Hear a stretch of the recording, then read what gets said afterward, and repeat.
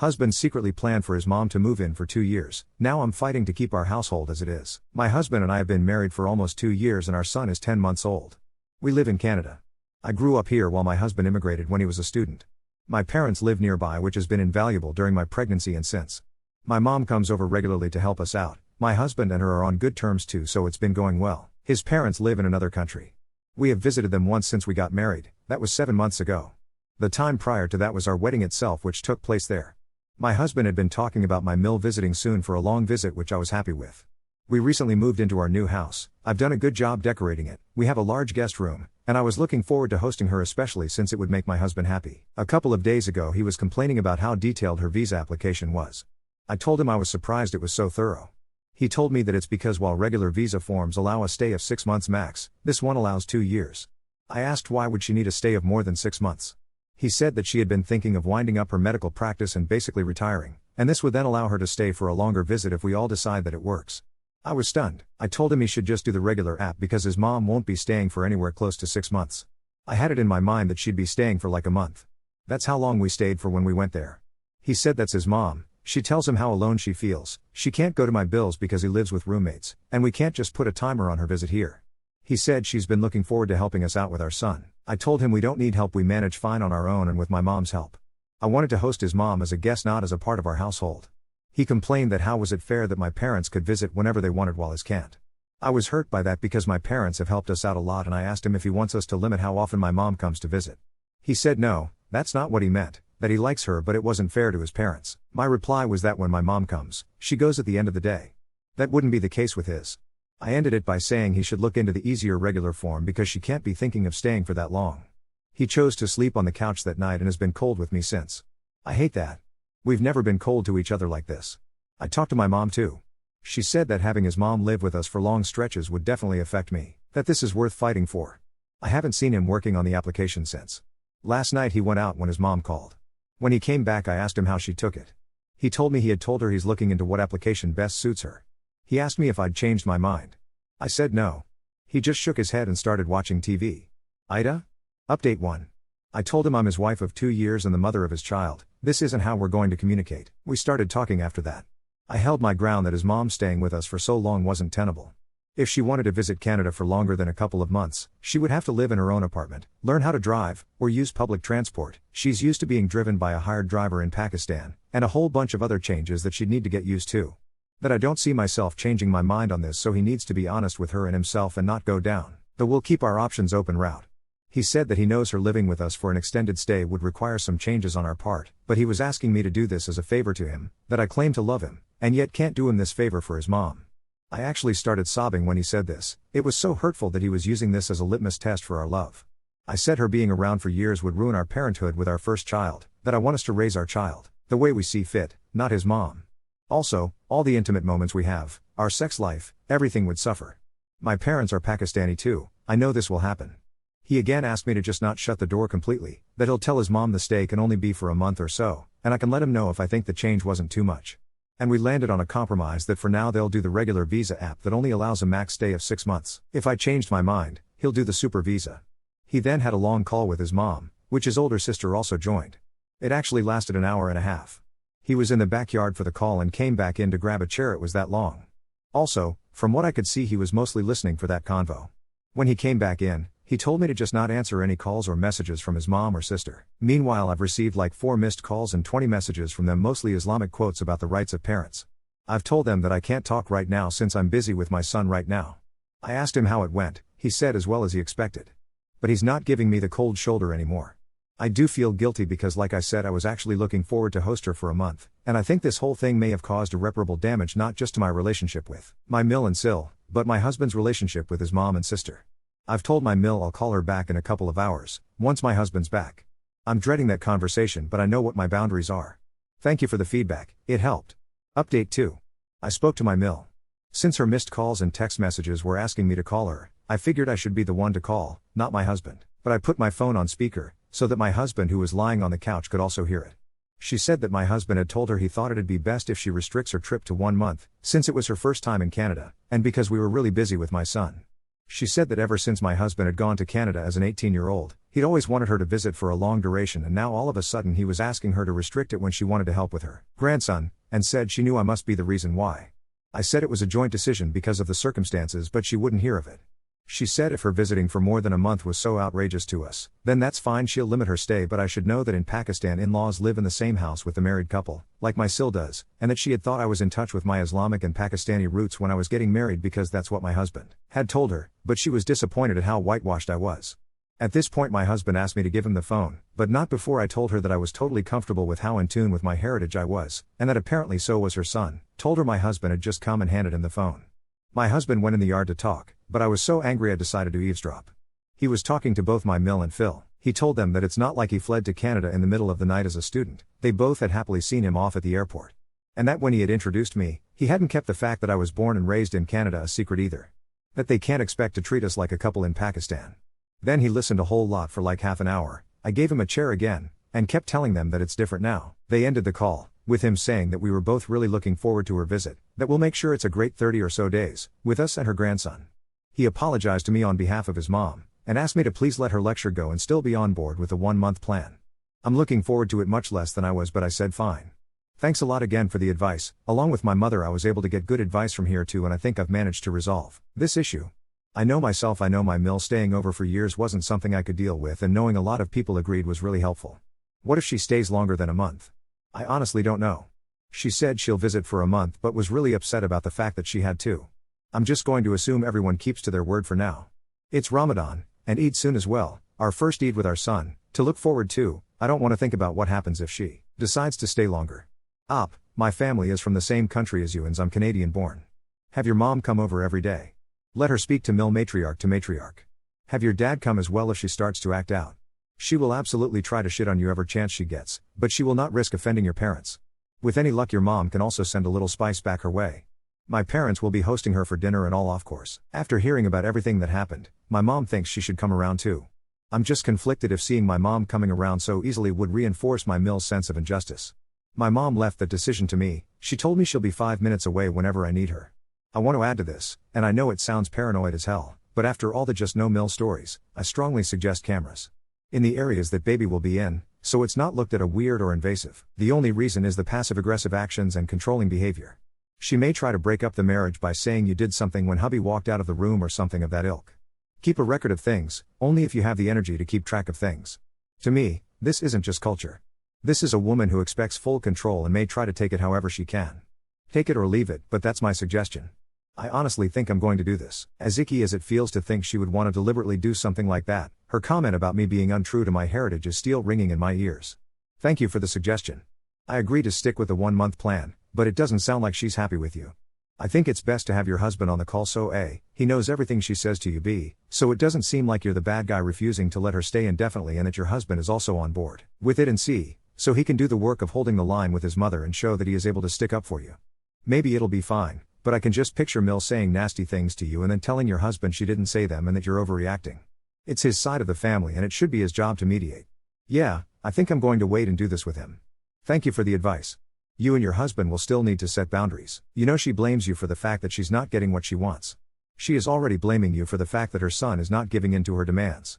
If she's going to stay with you in your home, she needs to respect the fact that it is not just her son's home. It's your home too. It's not just your husband's son. It's your son, too. She does not get to control or judge your connection to your heritage. If she wants to be welcome in your home, she needs to treat you with respect, and she needs to avoid interfering with your marriage. Your husband needs to be fully prepared to rein her in if she puts even one toe out of line. He needs to be responsible for protecting you from any disrespect from her. Good luck, and I hope you'll be able to come back and let us know it went well. I thought about this more overnight. About what my boundaries/consequences are. First of all, I'm going to let my husband know it's not going to be a month or so. A lot of comments said that leaves it open-ended. It's just going to be a month. My parents' place is 5 minutes away. I'm going to need her to be out by 11:59 p.m. on day 31 or my son and I will be at my parents' by 12:05. She keeps saying she wants to help with my son, but I'm not going to let that take away at all from my bonding time with him. If I at all feel uncomfortable or suffocated during her visit, I'll go with my son to my parents' house until I feel I can come back. Also, the rules regarding intimacy won't be the way they were when we visited Pakistan. In Pakistan it would have been scandalous for my husband and I to give each other a kiss or cuddle in front of a TV if my in-laws were there. But I'm not going to have those rules imposed on us while she's at our house. I don't know if these boundaries seem petty, but after her remarks yesterday I've soured on her quite a bit.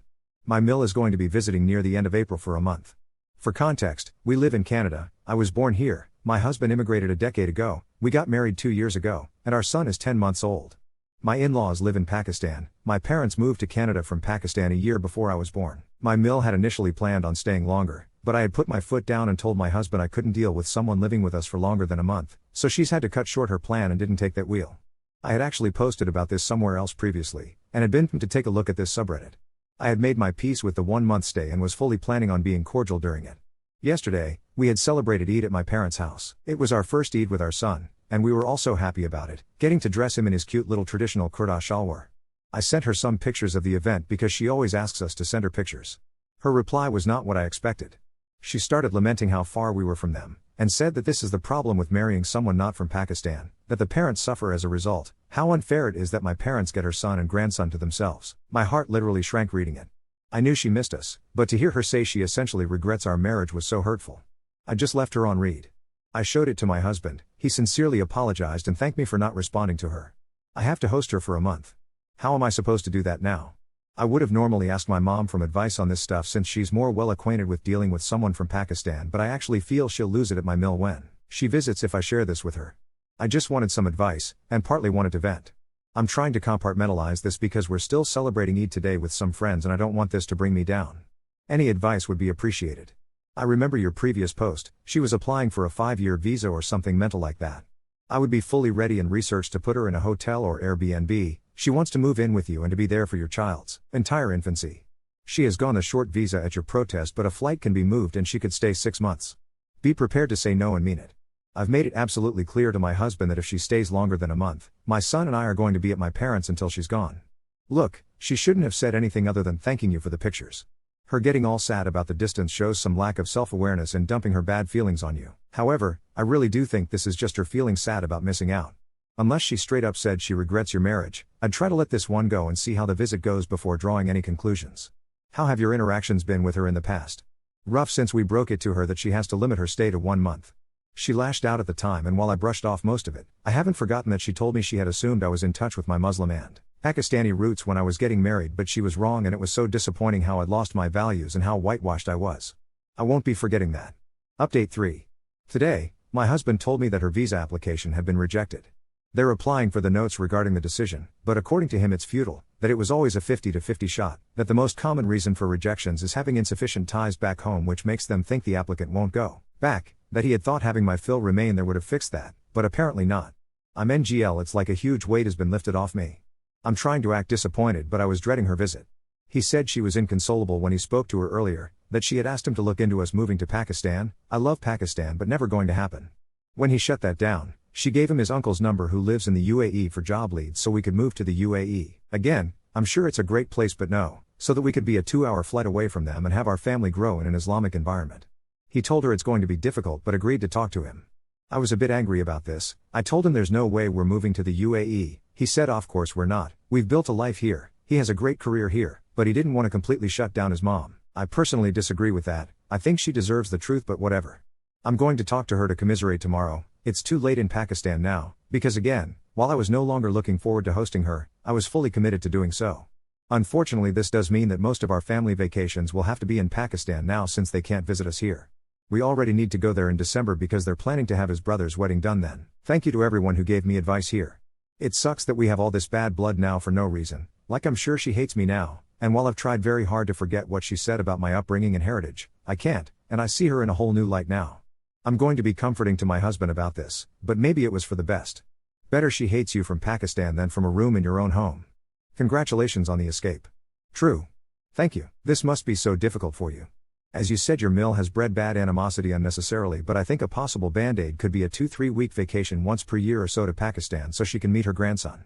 You could possibly sync your visit with a minor Islamic holiday so she can experience a holiday with him physically there. Just a compromise. Update him. Yeah, that's going to be the plan now. A couple of weeks vacation in Pakistan is great, but I'm just concerned my husband would want all our vacations to be there now. Like I want us to have vacations, just our family, somewhere else too. But that's for later. At least this problem is sorted. I'm so relieved. Instead of every vacation being in Pakistan, consider planning some holidays to meet eels in some other location to which they can travel. That's such a great idea. I'll bring it up for sure when the time comes. Thank you. IDK, be careful about those trios back to Pakistan. A suggestion would to make sure your child only holds a Canadian passport, no dual citizenship. Congrats on avoiding a month-long invasion into your home though. My son and I are only Canadians, my husband is a dual citizen. And I'm going to have my son's documents with me at all times and the Canadian consulate's number saved. I hate thinking about it, but I'm not taking any risks when it comes to him. According to good old Google/Wikipedia on Pakistani citizenship, children born overseas are automatically Pakistani citizens by descent if either parent is a citizen.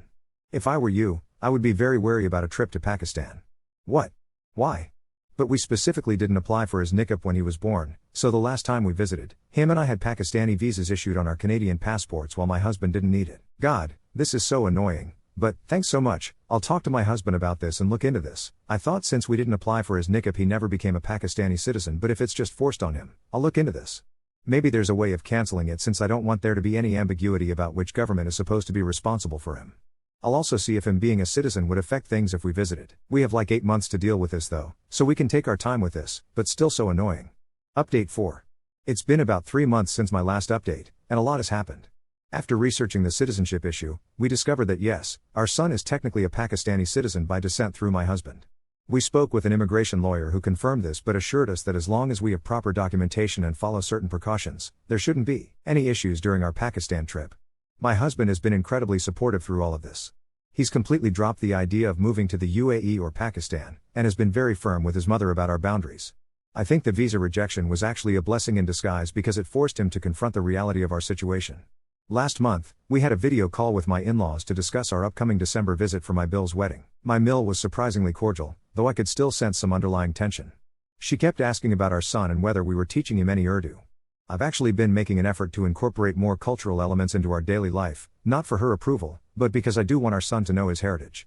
The real drama happened 2 weeks ago.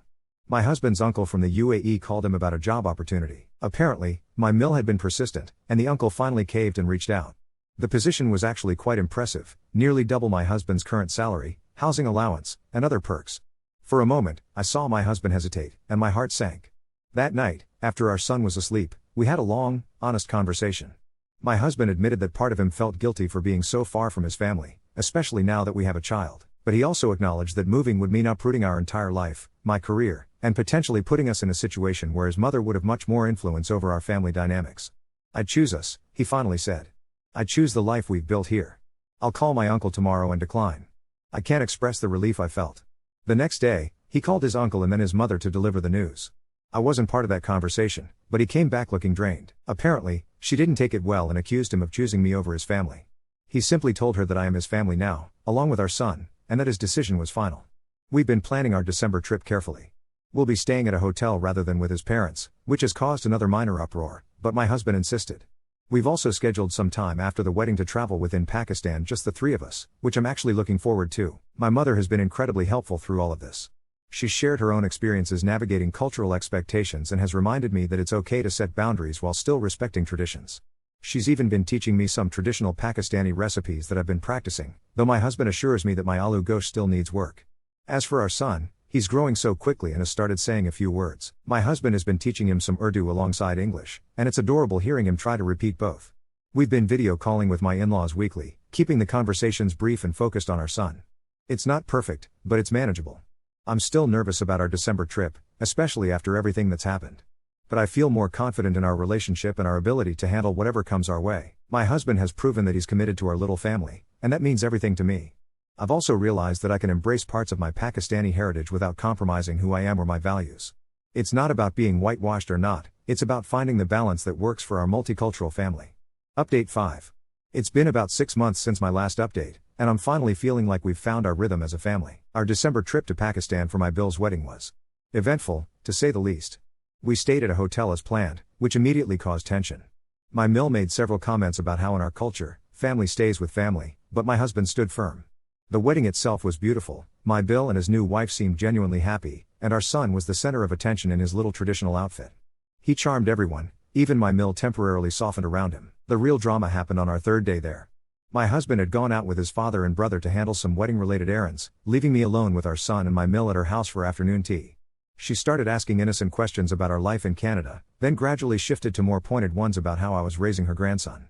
When I mentioned that we celebrate both Muslim and Western holidays, she clicked her tongue disapprovingly. You know, she said, pouring more tea, when my son left for Canada, I never imagined he would return with someone who would take him further from his roots. I took a deep breath. With all due respect, I think we're creating new roots that honor both our backgrounds. She laughed softly. That's a very Western way of thinking. Some things cannot be mixed. Before I could respond, my son started fussing. As I picked him up, she reached for him. Let me. I hardly get to hold him. I hesitated but handed him over. She immediately started speaking to him in rapid Urdu, cooing and bouncing him. Then she said something that made my blood run cold. Soon you'll come stay with Dadi for a proper upbringing. Your mother means well, but she doesn't understand our ways. I stood up. I'll take him now. She held him closer. He's comfortable with me. I said I'll take him now. My voice was steady but firm. She reluctantly handed him back, muttering something under her breath. The tension was palpable until my husband returned. I pulled him aside immediately and told him what happened. His face darkened, and he asked me to take our son back to the hotel while he spoke with his mother. I didn't learn what was said until later that night. My husband returned to our hotel looking exhausted but resolute. He told me he'd made it clear to his mother that any disrespect toward me or attempts to undermine our parenting would result in us limiting contact, including with our son. She cried, accused me of abandoning my culture, the usual, he sighed. But I think she finally understands I'm serious. The rest of the trip was tense but civil. We still did our planned travel within Pakistan, and despite everything, I fell in love with the landscapes and history. My husband was an excellent guide, showing me places from his childhood and introducing our son to his heritage in ways that felt authentic and meaningful. The most surprising development came 2 months after we returned to Canada. My mill started sending me direct messages, recipes she thought I might like, questions about our son's development, even some old family photos. No passive-aggressive comments, no guilt trips.